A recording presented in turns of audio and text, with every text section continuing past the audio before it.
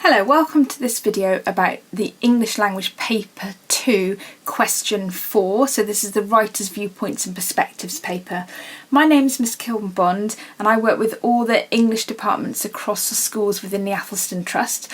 This is part of a sequence of 5 videos, so there are 3 that have already gone before this, in which I've talked about the paper overall and then question 1, question 2 and question 3. In all of these videos the aim is to help you understand the overall format of the GCSE English Language Paper 2, so to revise the priorities for each question and then to help you develop a strategy that you can apply to each question when you're answering it. So if you've not seen those previous 3 videos, you might want to pop back and do so. The first video, I also go through the sources that these questions are about and read those to you. The paper with those sources in is available on the Athelstan Trust website under the Teaching and Learning tab. Okay, so paper 2, section A, we're still in the reading, but we've got to our last question now, question 4. This is the question that actually is worth the most marks, but sadly it's a question that lots of students don't spend enough time answering. So it's really important that you try and break that habit and you become someone who realises that this question needs time before you move on to section B, and you do need to be prepared for it because it carries a lot of the marks and it's worth having a strategy that you can apply to answer it. So here's an example of what question 4 looks like. For this question you need to refer to the whole of source A together with the whole of source B. If you've not been in the other videos, then the 2 sources we're looking at today are themed around Christmas. One is from a horrible histories book and the other is a diary entry written by a teenager writing in the late 1800s. So here's the question. Compare how the writers convey their different perspectives and feelings about Christmas traditions. In your answer, you could compare their different perspectives and feelings, compare the methods the writers use to convey their different perspectives and feelings, and support your response with references to both texts. So those 3 bullet points are the examiners basically saying you need to do these 3 things to be successful, and that's what I'm going to talk you through in this video to try and help you see how you can do that. Now it's worth 16 marks. The advice from the exam board is that you should be spending at least 20 minutes answering this question. Okay, so let's just look at that question again. Compare how the writers convey their different perspectives and feelings about Christmas traditions. So here's our examiner with a summary of how this question is going to be marked. We're aiming high, so we're going to go straight to the top, to that bright green box where the top marks are. This is what you're being asked to do. Can you compare ideas and perspectives in a perceptive way? Can you analyse how writers' methods are used? Can you select a range of judicious supporting detail from both texts? Can you show a detailed and perceptive understanding of the similar or different ideas and perspectives in both texts? Now you'll notice if you scan down the whole mark scheme, I've highlighted the word perspective just to try and show you how often that word comes up in this question. Perspective being this idea of how the writer is positioning themselves in the text. What is it that they think about the issue they're writing about and why might that be? And that is influenced by the time, historical time in which they're writing. It's also influenced by their own personal story, what's happened to them in their life, their views about things. It's also influenced by the type of text they're writing, because we've got here someone writing a diary entry that's really personal and private, and then we've got somebody who's writing a book for children that's educational and deliberately really funny. So those perspectives are really, really different, even though they're both writing about Christmas. So you need to hold that word in your head, perspectives, but you also need to be able to do these key things. Analyse writers' methods, just like you were doing in question 3, so exactly the same skills. Can you identify the writer's toolbox? What techniques is the writer using and what's the effect of them? Can you use quotes to support that? And then can you compare those 2 texts by looking at the perspectives and looking at what's similar and what's different? So let's go through and try and find a way of making this make a little bit more sense to you. Now here you can see attitude, what attitude, and several emoji pictures that you will recognise from the time you spend on social media and on your phones. This question, attitude, what attitude, is basically what you need to be asking of every text you see in paper 2, because your job as the reader and as the student in the exam is to try and unpick the writer's attitude and then try and think, well, why has the writer got that attitude and how do I know that is the writer's attitude? So if you think about emojis, we're going to be using that as the strategy for how we start approaching this question. So on this screen, you can still see the emojis across the top and the bottom, but now you can see a range of vocabulary that will help you describe someone's attitude, somebody's viewpoint. So we've got the words disappointed, witty, regretful, detached, embittered, dramatic, sincere, anxious, critical, pessimistic, resentful, sarcastic, boastful, cautious, satirical, proud, positive, infuriated, optimistic, confident. All of that vocabulary helps you describe a writer's attitude, a writer's viewpoint, a writer's perspective. And the first thing I'd like you to do before you go into this exam is you need to have a little kind of part of your brain that's got words like this stored in it, so you can use this sort of language when you're talking about writers' viewpoints and attitudes. And if you think about why you would use an emoji if you were sending somebody a text message or you were posting something on social media, what the emojis do is they help you show through the little picture what your viewpoint, your attitude, your perspective is. So when you make a comment and you're meaning for it to be sarcastic, then you might use a little winking emoji, which the person reading it then thinks, oh, they're kind of joking with me. So think about why you might use a smiley face when you are sending someone a message, or why you might send a little sad crying face. All of those emojis are helping you communicate your viewpoint, attitude, perspective, and that's exactly what you're going to be doing in the exam. But of course you can't draw a little emoji for the examiner, you're going to have to find a way of communicating that through your language and vocabulary. So we've got our two texts. We've got Kate Fry at the top there, the Victorian teenager writing her diary entry, and then at the bottom we've got our Horrible Histories book that's focusing on Horrible Christmas. So if we're thinking about attitude and viewpoint and perspective, what emoji would we associate with Kate Fry and the way she writes her diary entry? Well, I think we could say that she's excited, she's quite dazzled by the excitement of Christmas and the putting up of her Christmas tree, which for her is something really special and important. We could use the sense of love. She is loving the responsibility that she's given to do so and the fact that she's got control of keeping it a surprise from her parents. So all of this is making her exceptionally happy. And if we start trying to put that into words, we can talk about the fact that she's excited, she's happy, she's positive, she's optimistic, she's proud. And if we use the same approach for the Horrible Christmas, then we could have the laughing face, because Terry Deary is having a lot of fun writing this book and he wants us to laugh at his jokes. He wants us to laugh about the traditions of Christmas and how they've come about. He's making us laugh, but he's also trying to teach the children who buy his books about the history of Christmas. So we've got this little kind of scholar emoji here wearing his hat to show that whilst it's funny, it's also educational. So if we put that into vocabulary that we could use in the exam, we could talk about him being witty, satirical, entertaining, educational, confident.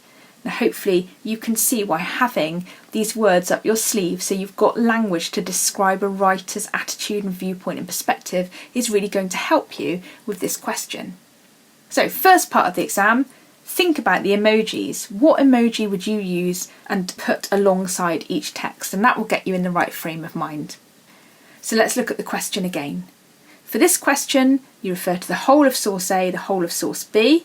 Compare how the writers convey their different perspectives and feelings about Christmas traditions. And with the emoji task, we've now already got some ideas. We've got some words that are going to help us talk about their different perspectives and feelings, because the emojis were different. We didn't have the same emojis for both writers. So once we've got that established, step one, we're going to start trying to find at least 3 comparative ideas that would help you structure an answer to this question. And I'd suggest this is another opportunity in the exam where you get your highlighter out and you're going through and you're looking for these ideas in the text. Now, these questions on the right-hand side are things that might help you find those comparative ideas. You're going to be thinking about the purpose of the text, the impact the writer wants to have on the audience. What's the tone of the text? And that relates to those emojis. The perspective of the writer, are they directly involved in the action? Like we could say in the diary entry, are they distant? Are they writing it 100 years later and talking about something that didn't really affect them? Are they biased? What are their feelings about the topic? So we're trying to dig into the text and think, okay, what does this writer really feel about this? So I've had a go at doing this for the two sources, and I've come up with these 3 examples of how I think I could pull some ideas together. So at the top, I think I might look at how Deary uses humour to describe the traditions of Christmas from across the world, whereas the tone of Fry's diary entry is more personal and serious. So I've taken 2 different perspectives and put them together, and then I can use that to write a whole paragraph all about those ideas where I'm going to be gathering evidence and analysing it. Then I thought I could talk about how both writers acknowledge that the Christmas tree is an important tradition. And then my third idea was I could think about how while Fry is excited mostly about being responsible for decorating the Christmas tree and surprising her family, Deary's approach is to educate the reader about the religious symbolism and superstitions associated with the tradition of Christmas trees. So I've got 3 really different ways in which I can start to compare the different perspectives of these 2 writers when they look at Christmas. So what we're looking for now then are topic sentences. A topic sentence is your first sentence of a paragraph that sets the scene. It says what the rest of that paragraph, what the topic of the rest of that paragraph is going to be about. So I've just shown you on that previous slide 3 topic sentences. The topic sentence should be comparative, and it should clearly link to the focus of the question. It should explore different perspectives and feelings about Christmas traditions. You can then, just like we did in question 3, apply the what, the how, the why approach to analyse examples from each source. Because remember, in this question, to get those good marks, you've still got to analyse writers' techniques, okay? So that still has to be part of your answer, just like in question 3. And then you've got to remember to compare the sources and explore why the writers might have those different perspectives and attitudes and viewpoints. Why might somebody writing in 1800 and something in a diary entry be different to somebody writing in 2020 in an educational book for children? So those are the things that you need to be thinking about when you answer this question. So to try and help you see how this translates into an answer, I've had a go at writing an answer for you, and rather than just read it to you with no comment, it's colour-coded, and you can see around the outside on the screen at the moment there are labels trying to explain to you what this answer is achieving. So it might be that you want to pause or take photographs of these screens to help you, because when you have a go at writing your own answer, you could even use a similar way of self-marking and seeing what you're achieving and where you need to add more detail. So let's have a look. Deary uses humour to describe the traditions of Christmas from across the world, whereas the tone of Fry's diary entry is more personal and serious. Horrible Histories is intended to entertain the reader, but also educate them about the history of Christmas tradition. Deary's witty tone enables him to engage the reader in history, for example playing with language like the "they're very interesting" and also the pun about the painting eggshells, just for a yoke I guess. Deary also relies on rhetorical questions to involve the reader to make links between the information, commenting on the Lithuanian straw bird cages by asking, maybe for the spiders when they've done their web making, and also questioning, what good is a Christmas fairy supposed to be? These questions ensure that the reader is reacting to the information, but in mocking the traditions of old, the writer is also maintaining a sarcastic tone when looking at some historical superstitions. This use of mockery continues when Deary informally describes Martin Luther as Marvellous Martin and quotes his children's colloquial response to the tree, "Cool, Dad, can we have one of these every Christmas?" So where I've put something in green, you can see is where I'm trying to remember to show the examiner, look at me, I'm comparing perspectives all the time. If I've put something in purple, it's where I'm trying to talk about the writer's intentions. If it's in red, I'm trying to use vocabulary that describes the writer's tone, that's the emoji bit. In blue, I'm trying to identify writer's techniques, and in that sort of olivey colour is where I'm using my evidence. That's quite a lot to take in, but you can see a really good answer is going to have all of those colours embedded in it. And as I've said, that's a really good way of revising. When you write an answer, go through and highlight how many times have you used a quote, how many times have you used a word, highlight maybe in yellow every time you've used vocabulary that describes the writer's tone. If there's hardly any yellow in your answer, it's probably not a very strong answer. So do that with each of these codes until you're consistently writing in a way that's got all the colours included.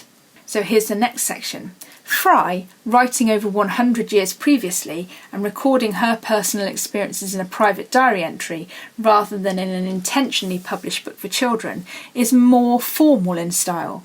Her tone is predominantly one of excitement and pride. In listing the decorations she has bought for the tree and using the fronted adverbial directly after lunch to suggest that she can't wait to get started on decorating the tree, Fry creates an impression that she is excited to be given responsibility and independence. This is reinforced by her descriptions of only letting her cousins and aunt peep in the room, not letting her mother assist, and then on Christmas Day itself, her account of having got up fair fun and excitement over it and made them all curious, putting her in control until the big reveal of the tree, which was a huge success and we all went quite mad. So exactly the same colour coding here. We've got the olivey colour where we've got evidence from the source. We've got the red vocabulary describing the tone where the emojis would fit in. We've got the purple intentions, the green anything that's comparative, and then the blue identifying writer's techniques. And the same thing again. Unlike Deary, Fry's motivation is to record her personal pride and enjoyment of her family Christmas, so her choice of descriptive language is often centred around describing the aesthetics of the tree. For example, the superlative comment that I have never seen one look nicer. The presence of the rest of the family pervades each diary entry, and whilst the tree is the focus, family visits, present wrapping, the Christmas dinner, and even the weather add to the overall positive perspective of this text. Deary is writing from an academic distance, and so he has divided Christmas into sections and instead creates interest and connections through continued humour, the concluding foul fact subheading and trivia about the smelly candles being a good example of that. So again, the red is the vocabulary describing the writer's tone, the emojis. We've got the blue techniques, the olive-coloured evidence, the quotations, the purple, the writer's intentions, and the green, anything that's comparative. I'm hoping you might also have noticed, if you've watched the other videos, some of the quotations that I'm using are the same that I've used and commented on in other questions, and that's absolutely fine. It is not a trick to get something different in every question. If you can see something that you need for question 4 and you'd already analysed it for question 3, do it again, that's absolutely okay. And so if we put all of that together, it's a lot of text on the screen, but what you can see is all of those different colours all in action, and that is exactly what you're aiming to do. So all of those skills, and none of those skills on their own are difficult, but now you can see when you put them all together, then they create this beautiful kind of colourful paragraph where the examiner is going to enjoy seeing evidence that you're making those comparisons, but you're also analysing the impact of the techniques that the writer's using, and you are absolutely focused on that emoji idea about the perspective of the writer and how you know what their perspective is. Okay, I really hope that that is helpful and means that you've got a way in which you can now practice and prepare for the exam. That's the end of this video. The next video is going to be moving into section B and looking at the writing section. Hopefully though, that's the end of the reading sections. You can see how that exam paper is formatted, you know how to revise the priorities for each question, and you've got a strategy now for questions 1, 2, 3 and 4. Thanks for listening.